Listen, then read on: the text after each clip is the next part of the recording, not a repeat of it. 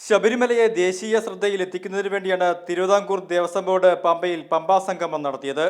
ദക്ഷിണേന്ത്യൻ സംസ്ഥാനങ്ങളിൽ നിന്നുള്ള മന്ത്രിമാരും ജനപ്രതിനിധികളും പങ്കെടുത്ത സംഗമം മുഖ്യമന്ത്രി ഉമ്മൻചാണ്ടി ഉദ്ഘാടനം ചെയ്തു.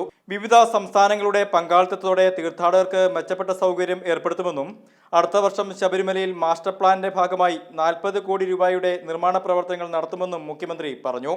അടുത്ത വർഷം മാസ്റ്റർ പ്ലാനിന്റെ ഭാഗമായി 40 കോടി രൂപ സംസ്ഥാന ഗവൺമെൻറ് ചെലവഴിക്കും എന്നുകൂടി അറിയിക്കാൻ ഈ അവസരം വിനിയോഗിക്കുക.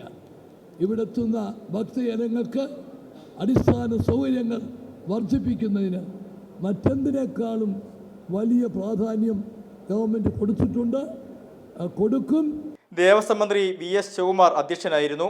ആഭ്യന്തര വകുപ്പ് മന്ത്രി രമേശ് ചെന്നിത്തല മുഖ്യപ്രഭാഷണം നടത്തി.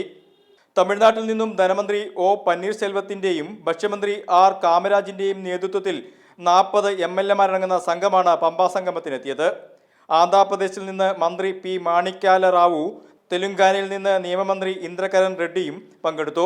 ചടങ്ങിൽ ചെന്നൈ പ്രളയ ദുരിത ബാധിതർക്ക് ദേവസ്വം ബോർഡിന്റെ ധനസഹായമായി 30 ലക്ഷം രൂപയുടെ check Devaswom board president Prayar Gopalakrishnan Tamil Nadu ധനമന്ത്രി പന്നീർസെൽവത്തിന് കൈമാറി.